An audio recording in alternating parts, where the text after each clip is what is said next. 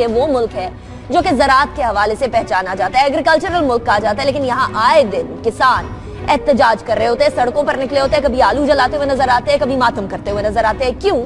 کیونکہ ہمسایہ ملک سے سبزیاں بھی آ رہی ہیں اور را کاٹن یعنی کپاس بھی آ رہی ہے, جبکہ اپنے ملک کے اندر یہ تمام چیزوں کی پیداوار ہو سکتی ہے. اپنا ملک اتنا زرخیز ہے کہ ادھر امپورٹ کرنے کی ضرورت نہ پڑے. لیکن خابر صاحب, یہ امپورٹس جو آ رہی ہیں کیا ان کی ضرورت ہے یا صرف اور صرف اس لیے کہ ایک رابطہ رکھا جائے ٹریڈ کا, صرف اس لیے کیا جا رہا ہے؟ انیکا دیکھیں, میں تجارت ہمسایہ ممالک میں ہونی چاہیے, اور لیکن وہ ایشو یہی ہے کہ وہ پیرٹی لیول پہ ہونی چاہیے, آپ کا ایکول فوٹنگ پہ ہونی چاہیے, برابری کی سطح پہ ہونی چاہیے. یہ نہیں ہو سکتا کہ ایک ملک آپ کے ساتھ تجارت کرے, وہ فائدے اٹھائے, آپ فائدے نہ اٹھائیں. یہ آفیشیل ریکارڈ ہے, یہ کل تک کے آفیشیل ریکارڈ ہیں جو گورنمنٹ کے اپنے ہیں, میں نہیں بتا رہا اپنی طرف سے نہیں میں کو فیبریکیٹ کر رہا.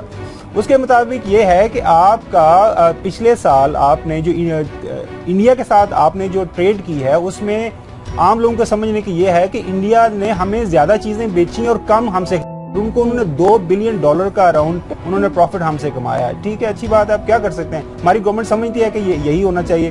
لیکن اس میں جو سب سے جو ایک حیرانگی کی بات یہ ہے کہ ہمارا ملک جو جس طرح آپ نے کہا کہ ایگریکلچر اکانومی ہے, ہمارے 60 سے 70% لوگوں کا جو روزگار ہے وہ ایگریکلچر کے ساتھ ہے.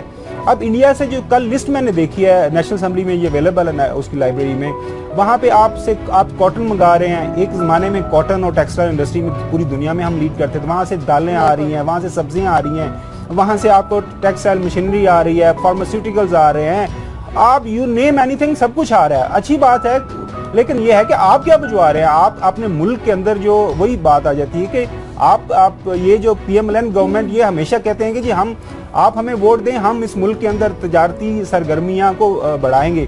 لیکن جب سے یہ آئے ہیں تب سے ہمارے ملک کے اندر تجارتی سرگرمیاں کم ہوئی ہیں. ہمارا جو ٹریڈ ڈیفیسٹ ہے وہ ہر گزرتے سال کے ساتھ بڑھ رہا ہے, اور یہ آفیشیل ریکارڈ ہے. اگین میں بار بار کہہ رہا ہوں, یہ میری طرف میں خود نہیں پیش کر رہا, یہ گورنمنٹ کے اپنے آفیشیل ریکارڈ ہے. انڈیا کے ساتھ آپ اور بھی زیادہ حیران ہوں گے کہ انڈیا چھٹا بڑا ملک ہے جہاں سے ہم زیادہ چیزیں خریدتے ہیں پوری دنیا میں. اس سے پہلے یو اے ای ہے, چائنا ہے, باقی ہمارے جو انڈونیشیا ہے, یہ ٹاپ پہ آتے ہیں. اس کے بعد یہ چھٹا ملک ہے جہاں سے ہم زیادہ چیزیں خرید رہے ہیں. ایشو یہ ہے کہ ہم ایز اے ایگریکلچر اکانومی, ابھی کل پرسوں ایک رپورٹ آئی ہے international food policy research institute کی, اس کے مطابق پاکستان کی جو ایگریکلچر اکانومی ہے وہ شرنک ہو رہی ہے, وہ ختم ہو رہی ہے. آپ کے 22% لوگ جو ہیں ان کو اب فوڈ سیکیورٹی کے معاملات پیدا ہو رہے ہیں, ان کے پاس کھانے کے لیے پراپر فوڈ نہیں ہے. اور یہ ہو کیسے ایسے ملک کے ساتھ رہا ہے جو پوری دنیا میں ایک زمانے میں جانا جاتا تھا, جس کے پاس سب سے بہترین نہری سسٹم تھا, جس کے پاس سب سے بہترین زمینیں ہیں, جس کے پاس پانی کے کوئی مسئلہ نہیں تھا. لیکن اب دیکھیں حالات ہمارے ملک کے یہ ہو رہے ہیں. جی ٹھیک ہے. اچھا غضنفر صاحب, ایک جگہ پر یہ بات کی جاتی ہے کہ ہمارا کسان پیکج ہم دیں گے, لودھنا جا کر کسان پیکج اناؤنس کیا جاتا ہے. دوسری طرف لاہور میں, پنجاب کے کیپٹل میں ہم لوگوں کو کسان احتجاج کرتے ہوئے نظر آتے ہیں, اور تیسری طرف ایک ایسی چیز, ایسی کموڈٹی جس کی پاکستان کے اندر کوئی کمی نہیں. پاکستان میں اگر زراعت کو فروغ دیا جائے تو سبزیوں کی, کپاس کی ہمیں کہیں سے منگوانے کی ضرورت نہیں, وہ چیزیں منگوانے کی ہم لوگوں کو ضرورت پڑ رہی ہے. تو آپ کو لگتا ہے کہ کسانوں کے حوالے سے حکومت کی پالیسی صحیح جا رہی ہے؟ اب بات یہ انڈیا کا تعلق ہے تو یہ تو مطلب بہت عرصہ پہلے میں کہوں گا پرویز مشرف کے زمانے میں یہ ہوا تھا, جب آپ نے تتری نوٹ والا بھی جو وہ ہے کھولا تھا, پھر وہ چکھوٹی والا بھی پوائنٹ کھولا تھا, اور یہ کانفیڈنس بلڈنگ میئر شروع ہوئے تھے. ٹریڈ بہت اچھی چیز ہے, لیکن جیسے خاور نے کہا نا کہ ٹریڈ کے اندر بیلنس ہونا چاہیے, اور ٹریڈ ان چیزوں کی ہونی چاہیے جو پاکستان میں نہیں ہوتی. ابھی آپ حیران ہوں گی کہ جو کابلی چنا ہے نا وہ بھی انڈیا سے آ رہا ہے, اور وہ اس کی 30.83 ملین کی اس کی پیمنٹ ہوتی ہے.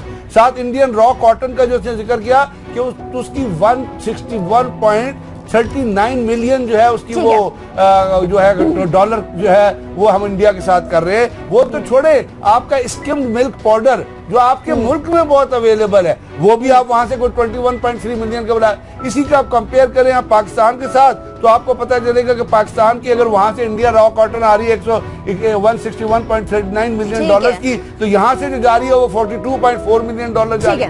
سو آپ نے ٹریڈ ضرور کرنی ہے, لیکن برابری کی سطح پر اور ان چیزوں کے حوالے سے جو ہمیں لیکن اس کا چاہیے بیلنس ہونا چاہیے. صحیح, بالکل بیلنس ہونا چاہیے, اور ان چیزوں کی ٹریڈ کے خلاف کوئی نہیں, لیکن ٹریڈ ان چیزوں کا ہونا چاہیے جو پاکستان کو جن کی ضرورت ہے, نہ یہ کہ جو پاکستان میں پروڈیوس ہوتے ہیں. جی خاور صاحب کوئکلی کر دیجیے گا. ایک کوئک کامنٹ. اچھا, یہ ابھی مجھے ایک میسج آیا, ہمارے کوئی پروگرام دیکھ رہے ہیں سیالکوٹ سے, صبا صاحب ہیں, کو آڑت کا کاروبار کرتے ہیں, وہ یہ کہہ رہے ہیں کہ ہم ابھی جو ہے نا ڈی اے پی کی شارٹیج ہو گئی ہے پنجاب کے اندر, ابھی سیزن آئے گا, گندم کی بوائی ہوگی, تو وہ کہہ رہے ہیں کہ اب وہ ڈی اے پی نہیں مل رہی. اس ایک دفعہ ایک سائڈ پہ آپ نے سبسڈی دی, اس کے بعد آپ نے مارکیٹ سے غائب کر دی. اب ڈی اے پی جو کھاد بڑی امپورٹنٹ پارٹ آف کھاد ہے, یہ جو ہمارا جو بوائی ہوگی کا سیزن شروع ہوگا, تو یہ پنجاب کے اندر یہ حالات ہے. تو یہ ریکویسٹ ہوگی وزیر اعلیٰ پنجاب سے کہ وہ بلیک نہ ہونے دیں اس کو, اور وہاں بلوچستان کی زرخیز زمین جہاں کسان مرا ہوا ہے تو اس کا اور مر جائے گا. اگر تو کسانوں کے حوالے سے حکومت کی پالیسی صحیح جاری ہوتی تو آپ نے جو مال روڈ پہ دھرنے دیکھے ہیں, یا جو کسان ریلی تحریک جو چلی ہے, یا لوگوں نے جو اپنے حقوق کے لیے آواز اٹھا رہے ہیں, وہ نہ ہو رہا ہوتا. میرا خیال اگر ہم پریگمیٹک ہوتے تو ہم بجائے اس کے کہ کسانوں کو 500 روپے یا 1000 روپے یا 20 روپے یا وہ پیکج کے حساب سے وہ چیزیں دیتے, ہم پورے صوبے میں بجلی کے ریٹ جو ہیں یا ڈیزل کے ریٹ جو ہیں وہ جو ٹیوب ویل کے لیے وہ آدھے کر دیتے. جیسے اگر آپ یا بجلی کے ریٹ جو ہے وہ 1% پہ لے آتے, جیسے آپ اپنی ہمسایہ ملک انڈیا کو دیکھیں جس کی آپ بات کر رہی ہے, جہاں سے سبزی آ رہی ہے, وہاں پہ ٹیوب ویل پہ بجلی جو ہے, ٹیوب ویل جب چلتا ہے وہ ایگریکلچر پرپسز کے لیے اس کے بڑے نامنل سے چارجز ہیں. یہاں ہم یہ کرتے ہیں کہ جو کھاد ہے یا ڈی اے پی, ان کی قیمتیں جو ہے وہ بالکل سلیش کر کے جو ہے 25% پہ لے آتے ہیں, اور وہ پیسہ جو آپ 2 روپے یا 8 10 روپے میں بانٹ رہے ہیں ان کو ایک جگہ کانسنٹریٹ کر لیتے ہیں, تو وہ زیادہ پروڈکٹیو ہوتا ہے یا یہ زیادہ پروڈکٹیو ہے. تو بات یہ ہے کہ ایک تو یہ ہے کہ آپ کی پروڈکٹیوٹی لیول تو بہت زیادہ ہے, کسان جو کچھ پروڈیوس کر رہا ہے اس میں آپ کو پتا ہے کہ پاکستان جو ہے وہ بالکل سیلف سفیشینٹ ہے. آپ کے پاس بلکہ اتنا سیلف سفیشینٹ ہے کہ آپ حیران ہوں گی کہ آپ کے پاس گڈاؤنز نہیں ہیں چیز کو مینٹین کرنے کے لیے. آپ ذرا پچھلے سالوں کی رپورٹس پہ جائیں تو آپ کو پتا چلے گا کہ گندم جو ہے وہ باہر پڑے خراب ہو گئی ہے, یا چاول جو ہے وہ باہر امپورٹ نہیں ہو سکا ہے. اگر گورنمنٹ اتنا کسانوں کو اورینٹیشن ہوتی تو گورنمنٹ کو چاہیے تھا کہ جو چاول تھا نا جو پچھلے سال کا, یہ پورے کا پورا اپنی کاسٹ پہ کسانوں سے خرید لیتی, ان کو پیمنٹ کر دیتی پیسہ, اور پھر اس کو خود جو ہے باہر ایکسپورٹ کرتی.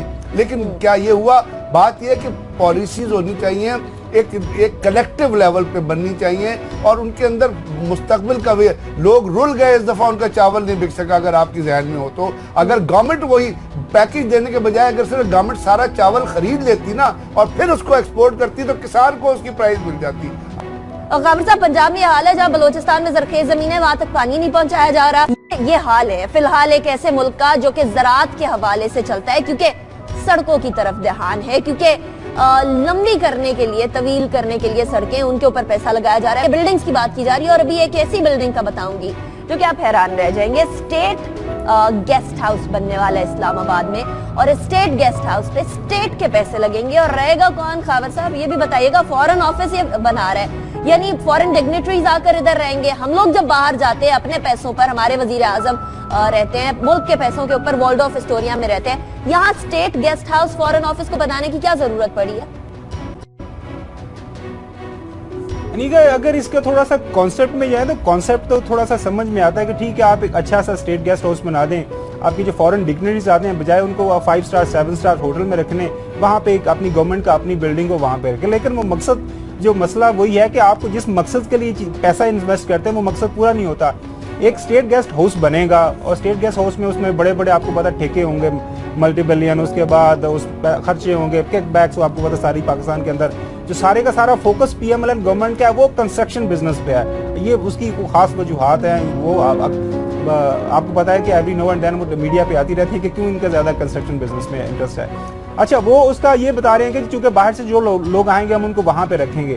ابھی یاد ہوگا کہ جو ابھی خبریں چل رہی ہیں کہ سارک کانفرنس کے لیے انہوں نے 40 BMW یہ مرسیڈیز کاریں منگائی تھی بام پروف, اس پہ ہر کار پہ کوئی 12 کروڑ کا خرچہ آیا تھا. وہ ابھی سنا ہے کہ وہ کاریں وہ سارک کانفرنس تو نہیں ہوئی, اب وہ کاروں پہ ये इशू चल रहा है कि जो कहाँ बांटी जाएंगी, कौन कौन मिनिस्टर इस्तेमाल करेगा। आप देखें कारों का क्या बनता है। मकसद असल इशू ये नहीं है कि जी क्यों बनाना है, मकसद क्या है।